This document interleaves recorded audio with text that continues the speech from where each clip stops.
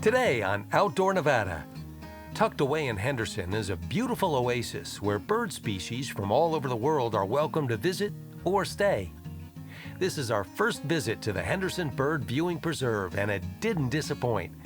Then, we hit the trails in the Spring Mountains Recreation Area with Lindsay from the U.S. Forest Service. We explored a trail, and she gave me some great tips for being a responsible hiker. And finally, get ready for the hottest sport in southern Nevada. It's probably not what you think. Get ready for some pickleball. All this today on Outdoor Nevada.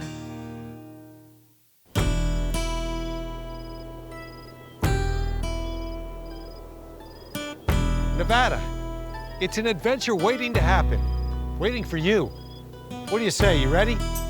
Because I am.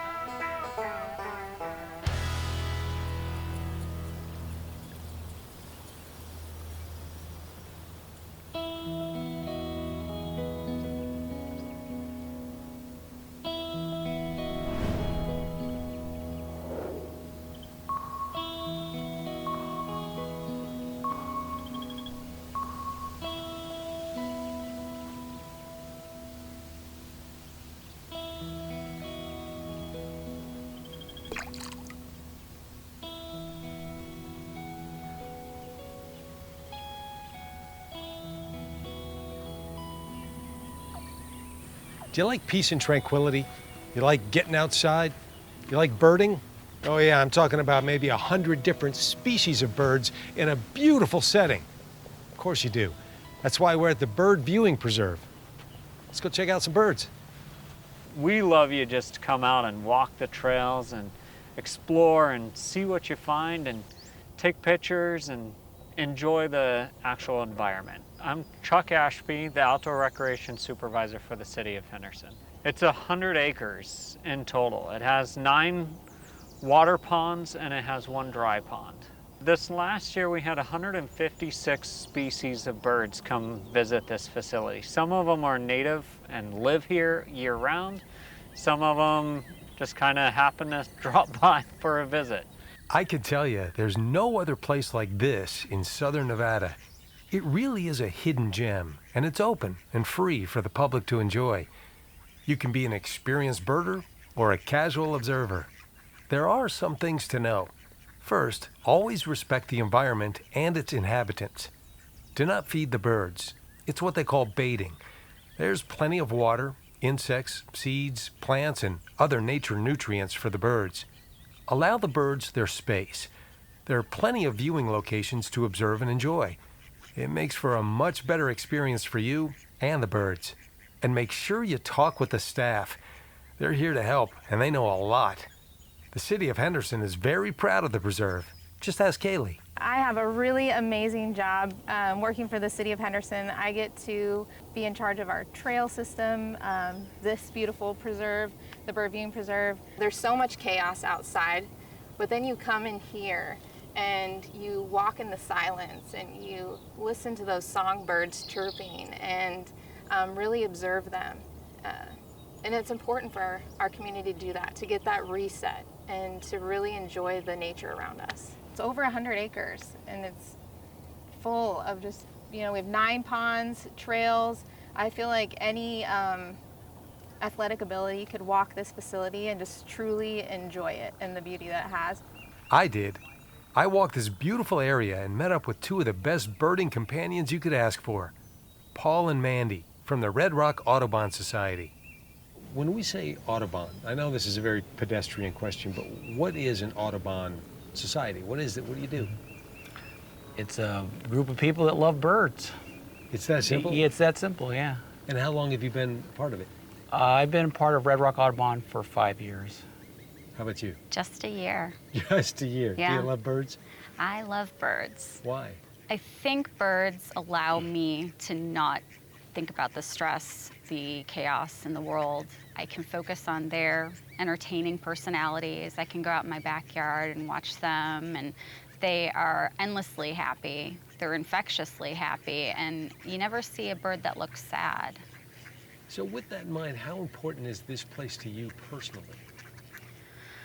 This place is oasis and sanctuary for me, both mentally and emotionally. Especially now, you can come here and immediately be transported elsewhere into a space that can calm your mind and calm your body.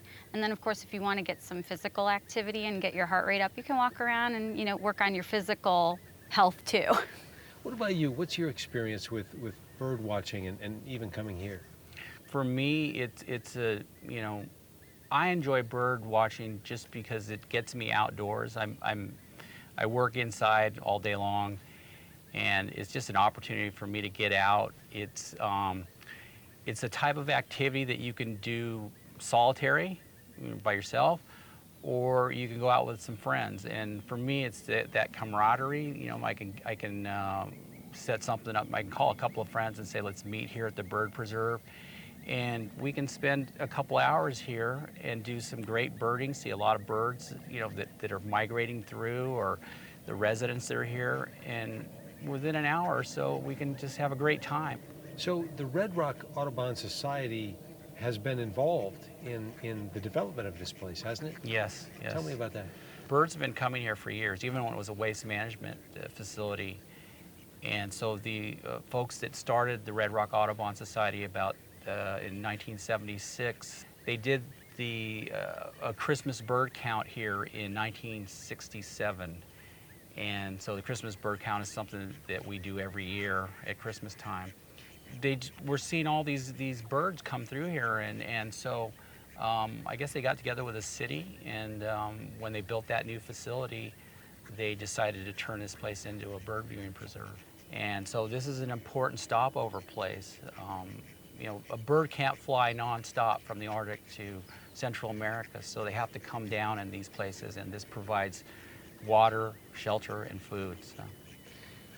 I know you're very passionate about birds and about this place, but you know what I've decided? I'm gonna just clear this place out and put in some high-density housing. What kind of loss would that be? Birds are already telling us that they need us to protect their spaces. We see massive fallouts from from habitat loss, from new construction, from overdevelopment. If we fail to listen to the dramatic losses of birds that we're seeing annually because of overdevelopment, because of habitat loss, the birds you see here today will not be here 10, 20 years from now. You may only see them in books. Your children will never see them. And what does that mean? Well, birds are part of the balance in the environment, and just like coal miners used to take canaries down to tell them, you know, if the air was of good quality, birds tell us if our water is of good quality, if our air is of good quality, if our ground is of good quality. The things that we need to survive, birds need to survive. So if they don't have it, we won't have it. I've, by visiting with you today, realized that this place is about much more than birds. It's about more than even peace. It's about love. It really is. And I see the love that you have for this place and the love that you have for the birds and the community. And so I want to thank you both for being here today. Really appreciate everything that you've done. Thank Well, you. thank you. We'd love to have you here.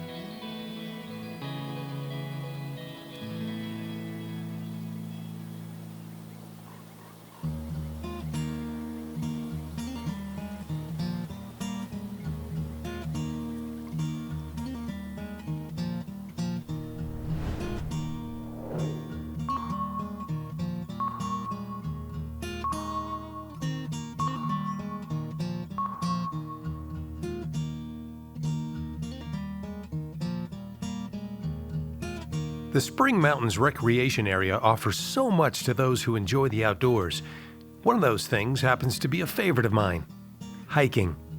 With over 60 miles of established trails, there's something for all levels of hikers, from first-timers to the experienced backpackers.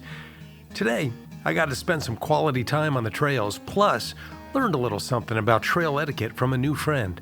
Her name is Lindsay, and she's with the U.S. Forestry Service. I grew up loving the outdoors, and it's one of the main reasons that I wanted to get into this career. Well, you know, in terms of your career, where have you been? Where do you want to go? How do you see it playing out? I have been all across the country managing natural resources and now recreation. I have worked in Ohio and Wisconsin, Minnesota, North Dakota, California, and now Nevada. And I love managing and providing recreational opportunities to the public. So overall, my goal is to always be able to be learning more about different types of recreation, but Well, also, this is a loaded question, but of all the places you just mentioned, how does Nevada rank? oh, number one. Good answer. Definitely. I'll have to agree with you on that. So you've traveled around a lot, you've seen a lot. What has surprised you about Nevada? Just the diverse recreational experiences and opportunities we have here. You can have snow in the mountains, you can have the beautiful desert and solitude out in the desert, and there's just every type of activity you can imagine all jam-packed into amazing different types of public land. Which ones do you like to do? I love rock climbing, mountain biking, trail running, fishing, Hiking. and hiking, yeah. In the Spring Mountains, how many miles of hiking trails would you say that there are? We have about 62 miles of designated trails throughout the National Recreation Area. But I'm guessing some trails link up to other trails and probably you could go out here forever. Yeah, we have great opportunities for people that just want to come out for a really short 1 or 2 mile hike, and then we do have great connectivity of our trails where you could be out here for overnight backpacking trips or just for a really long day hike. I guess it's up to each individual as to what season they like best, huh? Oh, most definitely. This is a great place in the shoulder seasons and in the summer to get away from the heat of Las Vegas, but you can even go skiing up here in the winter. Well, I'll tell you, Lindsay, and this is the honest truth, hiking for me is one of the great joys in life. So I just want to ask you your opinion about etiquette on the trails. What are some things that people should know? Definitely. It's really important to come prepared. So before you leave your house, when you're picking out a hike, check the weather first of all, and then do a little research on the internet to see what kind of trail you want to hike, what's the difficulty rating, what's the length, and then based upon that, you know, pick out the proper water, food, clothing, sunscreen, etc. And then next would definitely be talking about waste management. So when you get to most of our trailheads, there's a bathroom. Make sure you go before you leave on your hike. But if you don't and you're gonna go out for a longer hike for the day, make sure you come prepared. So something I have here is what we call a responsibility kit. And so when you are gonna go to the bathroom out in nature, we recommend that you are going to pack out your toilet paper or your wet wipes. So you can buy a trowel to dig a cat hole, or you can just find a stick wherever, hike off trail, somewhere more private, obviously, hopefully, and you know, dig at least 6 inches down so you can completely cover, and then you know, bring extra bags so that you can actually take out your toilet paper and whatnot. Yeah, that's a big deal. To see that on the trail for other people, it's not okay. It really detracts from the experience, and it lets you know that other people have been there, but it also can have an impact on water quality overall. So it is something that we do try to manage, and that goes the same with pet waste. If you do have a pet that you're hiking with, make sure that if you're bagging up your dog's poop, that you are actually physically taking that bag out with you and then throwing it away at the trailhead in a trash receptacle. Because plenty of times you see somebody has bagged it up and just left the waste on the side of the trail for what? I mean, I guess they're thinking somebody else is going to come get it, which is, again, it's not okay. Definitely, definitely. And I think that is another aspect of packing out your trash. One of my mottos is leave it better than you found it. So not only do I recommend, pack out what you pack in as far as your own trash, but go above and beyond and pack out other people's trash if you see it. That candy wrapper or that bag of abandoned dog waste, do the right thing and take it out, because it is leaving this place better than you found it. I've also found myself when I'm hiking, if I'm talking with somebody interesting, when I see other hikers, I stop talking for a little bit in case they want to enjoy the silence. Yeah, definitely. That is another aspect of trail etiquette, is just being respectful and considerate of others. So one component of that is, being quiet and providing the opportunity for solitude, because other people come out here for different reasons. Maybe it is to hike with friends. Maybe it is that you had a bad day and you want to get away. So, definitely talking softly, silencing your phone. If you do want to listen to music, great, but put some headphones in so that you're not just, detracting from other people's experiences and also the wildlife we have around here. And then also, as far as when you're hiking, you're going to pass other people along the trail. Most of our trails are multi-use. That means that they're open to hikers, bikers, and equestrians. So if you come across other people on the trail, mountain bikers are supposed to yield to hikers and equestrians. Hikers yield to equestrians. And what if you're going up and you're passing somebody going down and it's a narrow trail? What's the etiquette on that one? Yeah, you always want to give the uphill traffic the right of way. So just step off of the trail, and especially with equestrians, you want to give those horses a lot of space. So step off the trail enough so that the horse doesn't get spooked, and talk quietly until they've passed. And what about single file on the trail? When is that appropriate? Yes, definitely. That's something we recommend for hikers, is hiking single file. And we do have issues with, trail expansion, and that leads to unsustainable trails and erosion and issues with our overall management of our trails. So we definitely recommend that stay on the legal trails. If you see another tiny trail off to the right, don't take it to see what's there, because then you're going to create a management issue that we have to go back and fix. And if there's switchbacks are always there for a reason, most likely because the trail is very steep. So it's hard to have a trail on a steep slope, which is why we have the switchbacks, so that trail can be there for years and years and years without having to get rebuilt. What is a switchback?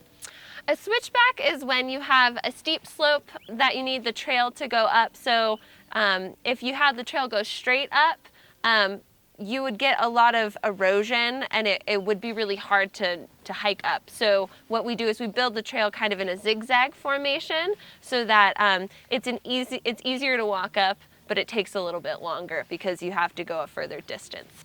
And you hear quite often somebody got in trouble on the trail and they had to go find them. It's always a good idea to tell somebody when you're leaving, when you plan to be back, which trail you're taking.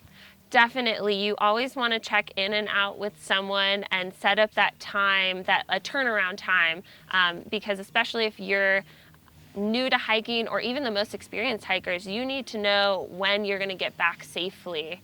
And one last thing I've noticed about hiking is that there's a temptation to make it a destination. Sometimes it is, sometimes you're trying to get to a campsite, but the idea is to enjoy it, right? Definitely. The whole purpose of hiking is just to get outside and connect with nature. And a lot of people are looking for a specific destination, but a lot of the best hikes here are just overall that experience, a holistic experience. Yeah, you see many people start their hikes with a lot of concerns on their face, then they're coming back and they look just peaceful and like they got it figured out. Definitely. Well, let's go do some more of that. Sounds good. Hey, tell me about if you bring your dog out here. Does it have to be on a leash? Yeah, we recommend that you have your pets on leash when you're on trails, at trailheads, and within campgrounds, just so that if you come in contact with wildlife or other users, that you have them under control. That makes sense. Just another beautiful day at the office, isn't it, Lindsay? Definitely. This was such a great day of getting out and exploring. Hey, do yourself a favor. Make the time to visit the Spring Mountains recreational area. It'll give you an appreciation of the diversity and the beauty of Nevada.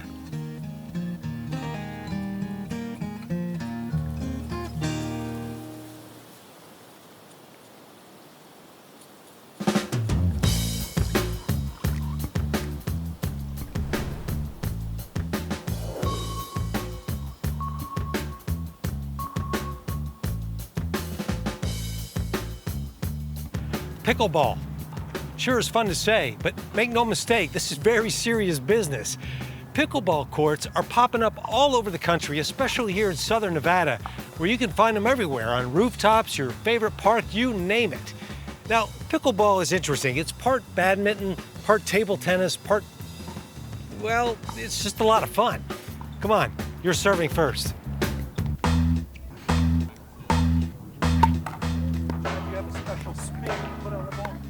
Not from here. My name's John Sloan, and I represent the Southern Nevada Pickleball Club. When you're playing up here close, you pretty much hit the ball flat. And one of the things we want to do, John, we're going to play as partners, which is we're going to kind of play about 6 feet apart. Okay. And we're going to move together, just like we're choreographed. Oh, all right. Like we're tethered to one another. Oh. Okay? Okay. Right. The sport was invented about 55 years ago by a fellow by the name of Joel Pritchard, who was the president of an envelope company up in the state of Washington. They had a badminton court, but no equipment. So they cut out some paddles, borrowed a wiffle ball from a kid. They had a dog named Pickles, and Pickles used to run after the ball, and so they thought they'd call it pickleball. All right, I think we're ready to start a game. Yeah, we're ready, right? So I'm going to serve first. Okay. And we need to stay behind the line when we serve. Yeah. When I serve, I'm going to serve underhand. Okay. And the ball must be struck below my navel. Okay. Okay. The rule used to be your waist. But old guys like me used to pull their pants up. And then you go like that. Right. So now we're going to serve into, that's the service court beyond the line. Okay, let's review the basics. The court itself is a bit smaller than a tennis court. You can play singles or doubles being the most popular. Couple of things to know. First, you have to call out the score before serving. The game can quickly turn into a tick-tock back and forth of volleying, but before it can, the ball has to bounce once on each team's side. This is when players move to the front of the kitchen. Yes, the kitchen. This is the kitchen, a non-volley zone. You can't hit the ball inside of the kitchen unless the ball bounces in the kitchen. Other than that, stay out of the kitchen. Now, when it comes to scoring, you can only score a point when you or your team is serving. If you do score a point, you continue serving till you fault. At this point, your partner will take their turn to serve. If your partner faults, it's side out, and it's your opponent's turn to serve. First team to 11 wins.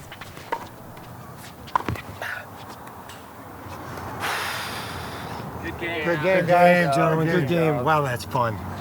That is fun. I get it now. I totally get this. So is the proper thing to do when you lose, you take off? The proper thing when you lose, you walk off the court. The winners will stay on.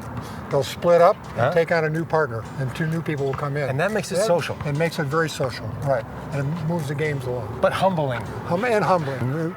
We got pickleball going in the community where I live, and we got a club going, got people coming out to play pickleball, and we've made so many friends, and a lot of the people said, I've lived in this community for 10 years and had so few friends, and now I play pickleball and I've got all of these friends. It's amazing. And people that play at these venues here, they are all friends. We become very close to one another, and it's amazing. It's really a community. Pickleball isn't just for the older crowd. It's a sport for all ages to enjoy. It's great for families too. Nothing like some healthy competition. And it can get pretty competitive. Meet Kyle. He might seem calm and cool, but he is a stone-cold killer on the court. My name is Kyle Stoddard, and I'm an 8-time national champion. I started playing in St. George with my dad. I like that it's a really fast-paced game, and then there's also the side where you have to be patient. I think in the future it'll become bigger, hopefully get it into colleges and maybe as an Olympic sport. How long does each game typically take?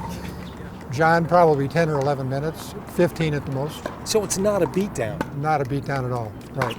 And players will come out and play 6 or 7 games or more. I get it. I'm ready to go. Hey, if you're looking to do something social and something that's outdoors and maybe something you've never done before and you want to meet people like John, because I tell you what, we're going to be friends for life now after this, you got to try pickleball. Out here in Southern Nevada, it's everywhere, trust me. It's an empty court. You ready to go? Thank you, John. Enjoyed it. Let's go. Let's go. I'm not done with you all right. yet.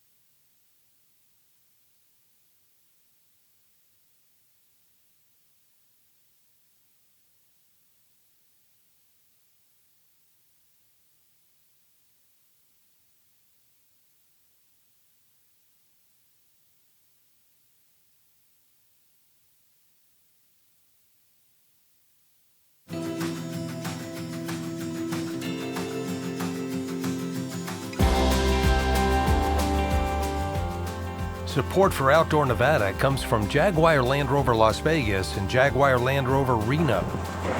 Inspiring the spirit of adventure with confidence in any terrain or condition.